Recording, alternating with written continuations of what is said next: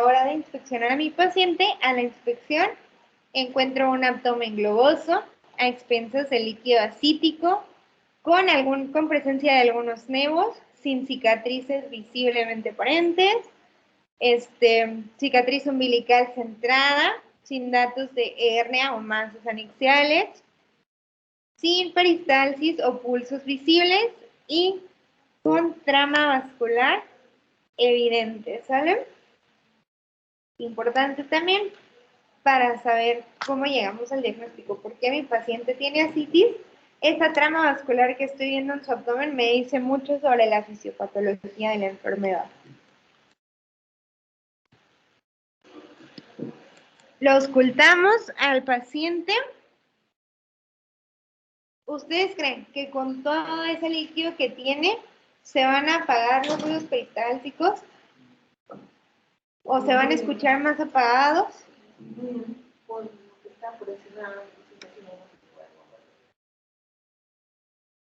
Pues no necesariamente van a estar disminuidos. Se puede escuchar el movimiento del líquido y obviamente se van a escuchar más apagados nuestros ruidos peristálticos. No disminuidos en frecuencia, pero sí disminuidos en intensidad. Entonces auscultamos a nuestro paciente y tiene adecuada frecuencia en las peristalsis, pero tiene los ruidos peristálticos disminuidos en intensidad. También en un paciente con ascitis se puede escuchar algún tipo de ruido hídrico por el agua, no necesariamente porque se supone que el gas no está libre en cavidad, está contenido en todo el colon, ¿sale? ¿Pulsos? ¿Creen que le pueden escuchar los pulsos a este paciente? Definitivamente no, a menos que tenga muchísima resistencia vascular. ¿El líquido está contenido en el colon? No, el aire está contenido en colon, el líquido está fuera de... Ajá, el líquido está fuera, está en cavidad, está en el peritoneo. Sí.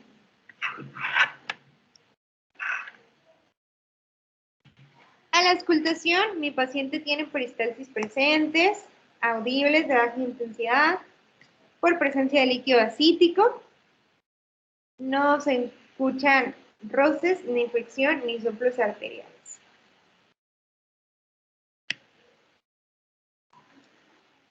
A la hora de hacer su percusión abdominal, ¿qué creen que van a encontrar en este paciente?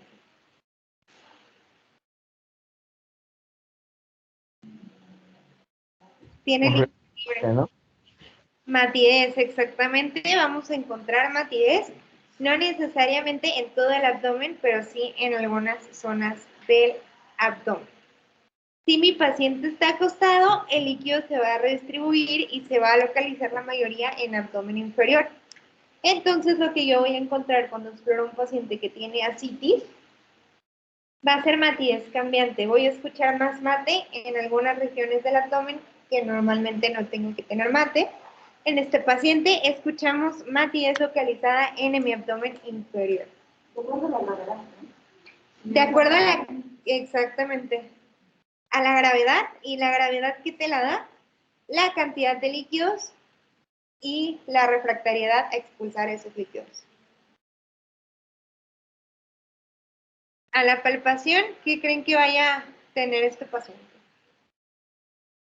¿Cómo van a sentir un abdomen que tiene líquido? Un poquito más duro para empezar.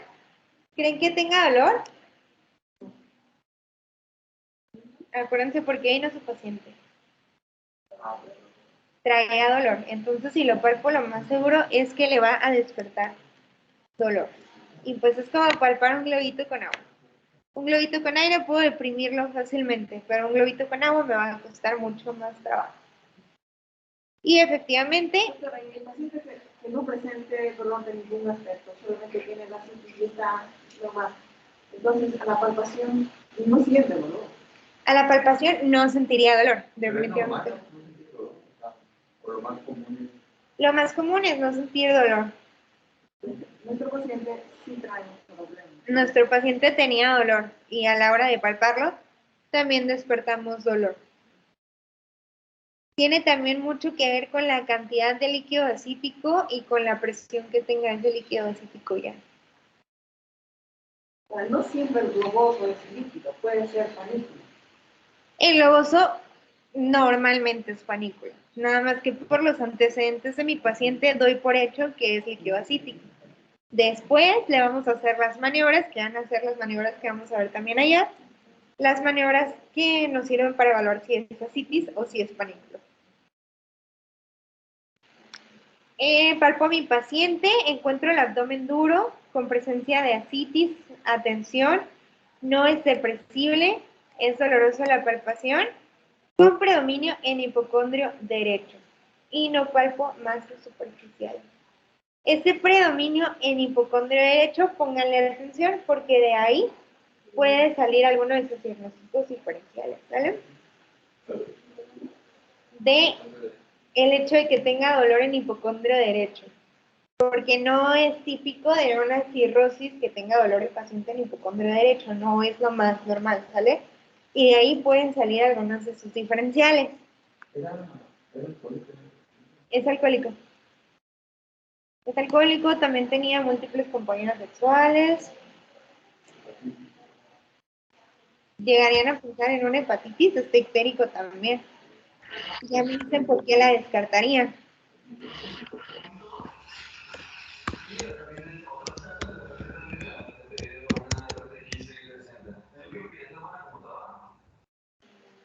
Se puede pensar también en algo gástrico. Se puede pensar también en algo pancreático, aunque el dolor de páncreas es algo mucho más por el tipo de alimentación que lleva su paciente, exactamente. Ascitis, ¿cómo la podemos reportar y cómo la podemos evaluar nosotros? Tenemos diferentes grados. Grado 1 no es evidente clínicamente y se diagnostica de forma incidental con un ecosonograma. Mi paciente obviamente clínicamente sí es evidente, entonces grado 1 no tiene ascitis.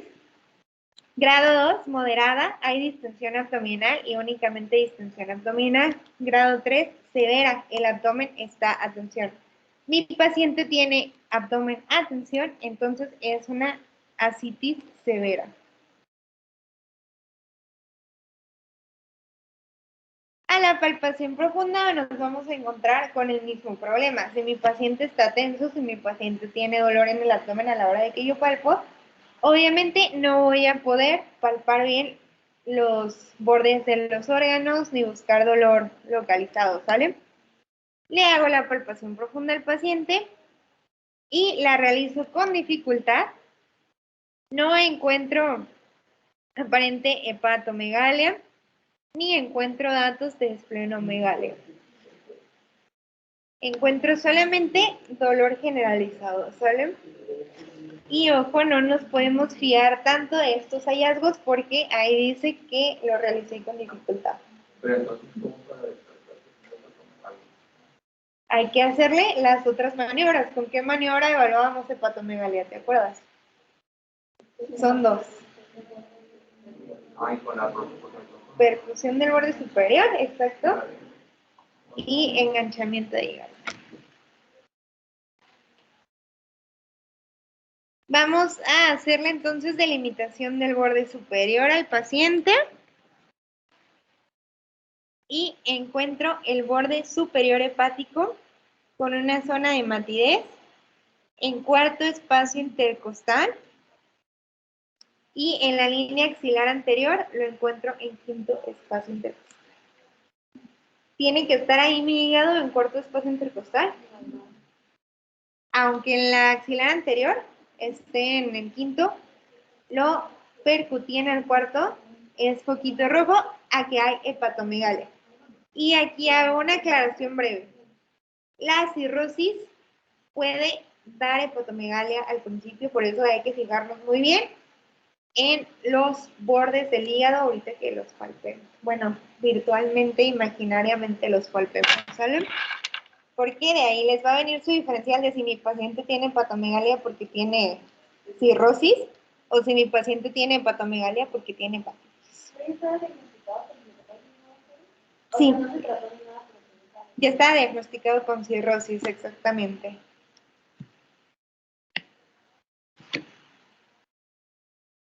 Hacemos el enganchamiento de hígado. Y en el enganchamiento de hígado encuentro el borde inferior del hígado 2 centímetros por debajo del reborde costal. Y encuentro bordes pétreos, rugosos e irregulares. Eso es cuando se hace un si es posible. Es más difícil, pero como tu paciente está acostado, el líquido se fue más hacia abajo, entonces tienes más chance de poder. No, no necesariamente, porque no lo estás en sí lastimando, pero sí puede ser doloroso. En este paciente, por ejemplo, claro que le provocaría dolor. Bordes irregulares, consistencia más dura o pétrea. ¿Qué me dicen? ¿Qué es la cirrosis? ¿Qué le pasa al hígado cuando tiene cirrosis? Obviamente vamos a sentir un borde duro, no voy a sentir un borde blando. Puedo sentir mi hígado más grande, pero voy a sentir un borde blando. Perdón, un borde duro, porque es tequio cicatriz. Cicatriza. Y pétreo. Cuando nosotros tengamos que hacer una descripción así, ¿cómo es pétreo? Pétreo es duro. Oh, duro, ok. Pétreo es duro, ajá.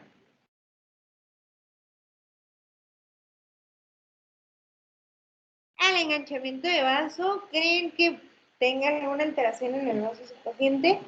Porque es importante realizar el enganchamiento y la palpación del vaso.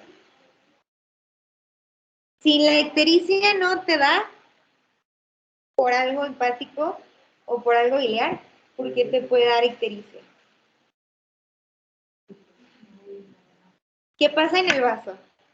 ¿Alguien que se acuerde de algo de fisio? ¿Qué pasa? Eritrocitos. ¿Mande? Ahí era donde se destruían los eritrocitos. Se destruyen los eritrocitos y la destrucción de eritrocitos provoca pigmentos.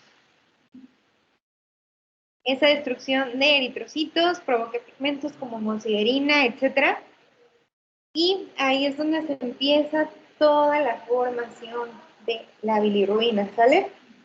Entonces, si mi paciente si mi paciente estuviera sano del hígado, de la vesícula y de la vía biliar, puedo pensar en que tengo ictericia a expensas de una hiperbilirrubinemia indirecta que viene de algo que está pasando en el vaso. ¿De qué? De que mi vaso está destruyendo más eritrocitos de los que debe destruir. ¿Por qué? Por causas autoinmunes, por causas neoplásicas, por otras causas, ¿sale? Entonces, importante en un paciente con ictericia siempre intentar palpar el vaso. En el caso de nuestro paciente, no tiene datos de esplenomegalia ni de alteraciones en el borde del vaso.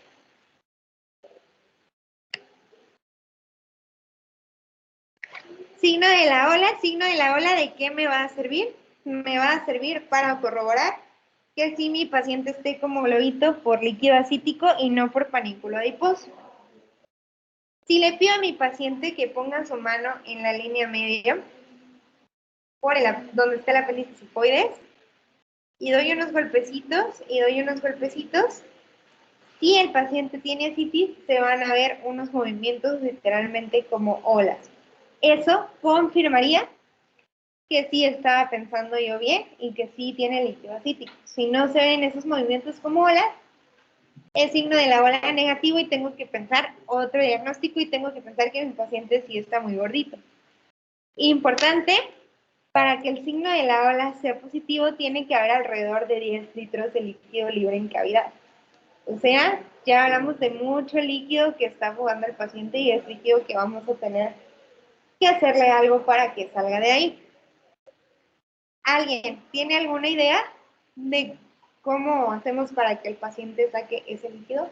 Un drenaje, ¿no? Tenemos dos posibilidades y tenemos que evaluar bien a nuestro paciente para saber cuál le vamos a dar. La primera es un diurético, como dijo su compañero, y la segunda es una parasentencias.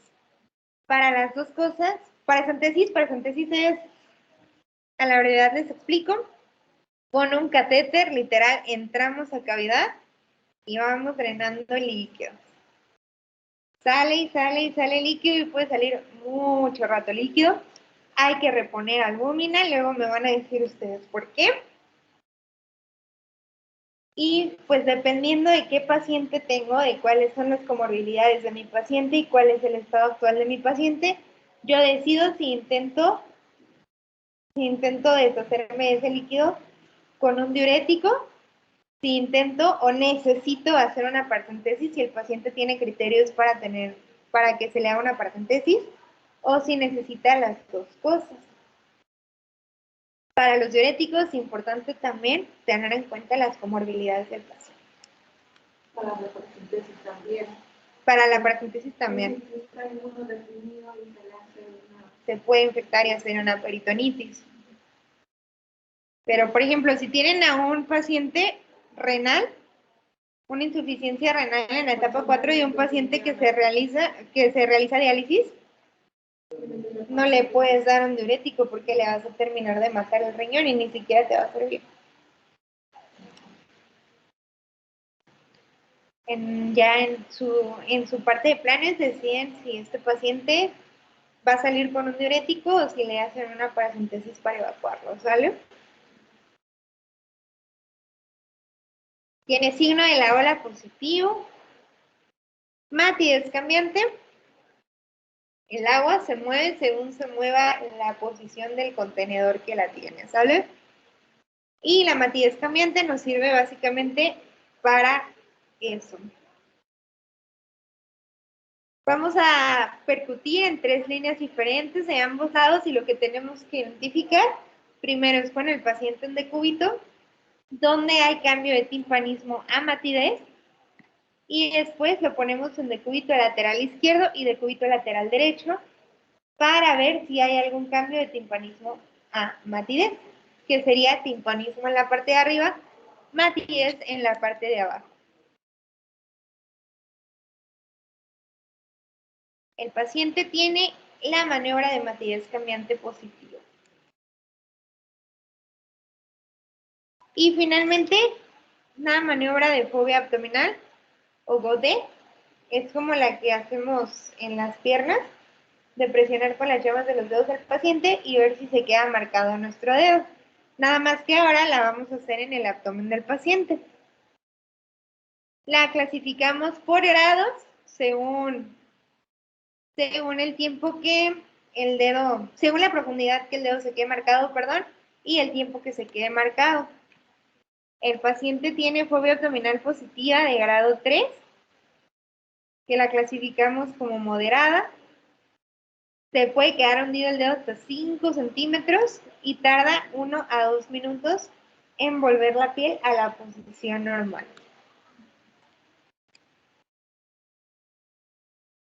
¿Por qué le hago rebote a mi paciente? ¿Alguien tiene idea?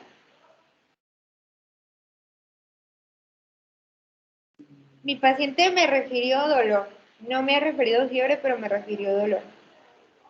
¿Y qué pienso yo o qué quiero descartar al hacer rebote? ¿Mande? Algo en el peritoneo.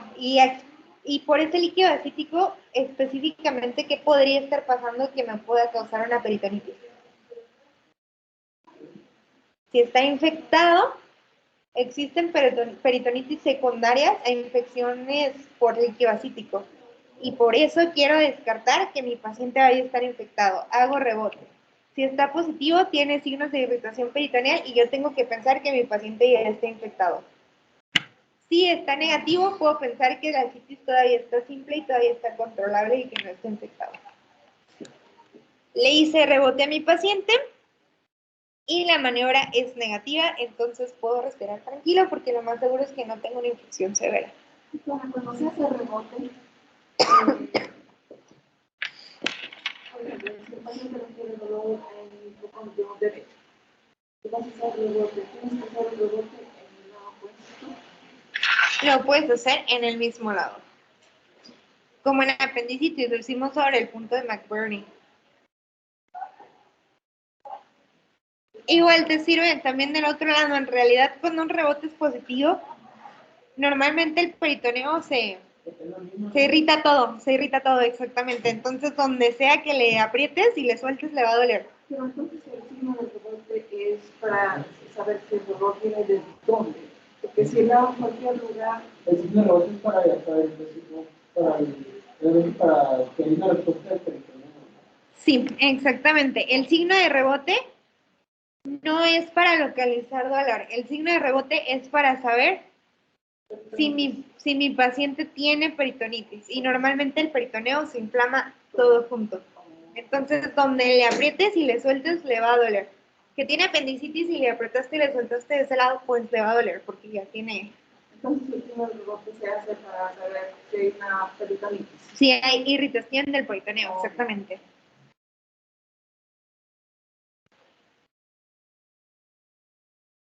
Peloteo renal, pues ya lo vimos en clase. Puntos olorosos ya lo vimos en clase. Puño percusión, en realidad yo no creo que ninguno de ustedes sospeche de patología renal en su paciente, pero aún así le hicimos las maniobras y todas son negativas. Si se acuerdan de su caso clínico, ¿qué otras dos cosas le tengo que explorar a fuerzas a mi paciente? Me dio 2 síntomas acompañantes a los que les tengo que prestar atención.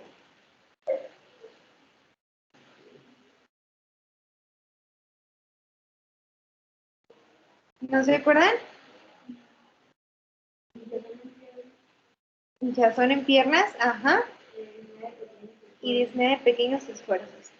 Entonces, estoy forzada a explorarle a mi paciente extremidades inferiores y tórax posterior. ¿Por qué mi paciente tendrá disnea? Tengo de 2 sopas y tengo fuerzas que descartar la más grave. Una es, mi paciente ya tiene edema en extremidades inferiores, tiene líquido cítico libre en cavidad y está presentando disnea. Tengo que pensar a fuerzas que esté fugando líquido pulmonar también y que esté haciendo un edema agudo de pulmón. O de plano que ese líquido acítico sea mucho y que me limite el movimiento diafragmático y solo por eso tenga dificultad respiratoria. Exploro tórax posterior, tengo murmullo vesicular, sin agregados, no integro ningún síndrome pleuropulmonar, entonces doy por hecho que mi paciente tiene dificultad respiratoria porque el líquido está limitando el movimiento diafragmático y no porque tenga edema agudo de pulmón, lo cual también me es tranquilizante porque si no sería más grave el cuadro. Y en extremidades inferiores tiene Godet pretibial positivo de 2 cruces. El resto de la exploración física sin alteraciones, creo que estamos sobre tiempo.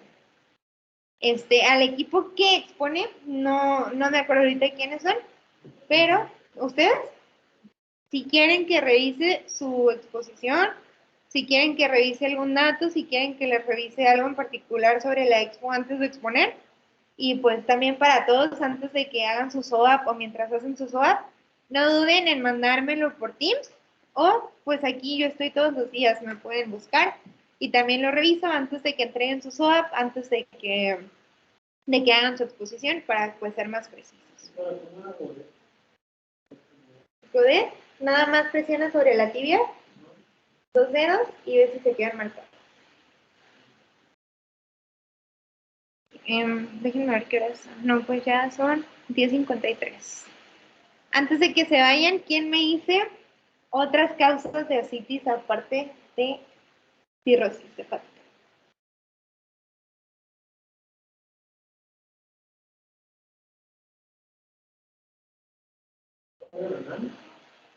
Falla renal. El paciente no está tirando líquidos. Falla renal. Un paciente renal con ascitis es un paciente renal grave.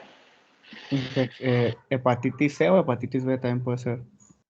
Hepatitis virales graves también pueden ser. ¿Qué otra enfermedad causa que el paciente, por así decirlo, se encharque? Es una enfermedad que ya vimos, de hecho.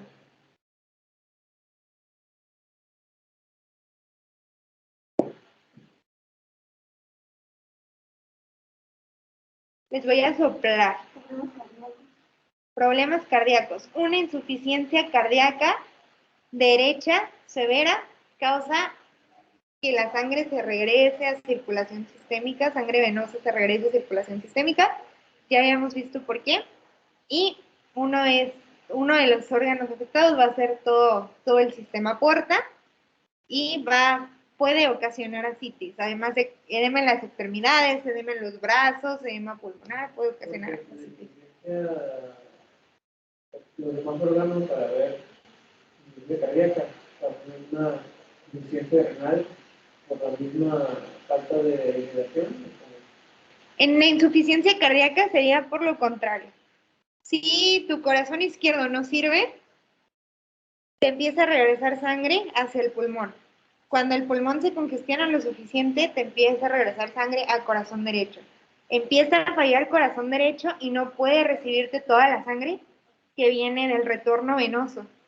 Entonces, ¿qué empieza a pasar? Se empieza a congestionar corazón derecho y pues si tú quieres echar agua en un recipiente que ya está lleno, se va a empezar a salir.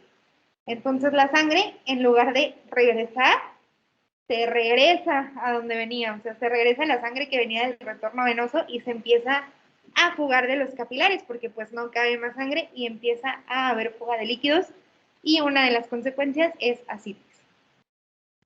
Una insuficiencia cardíaca, una hepatitis,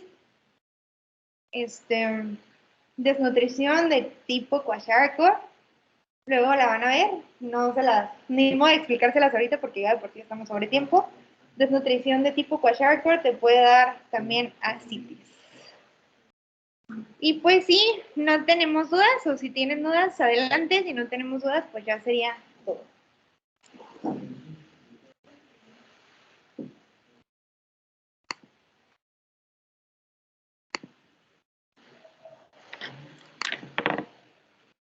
¿Cómo se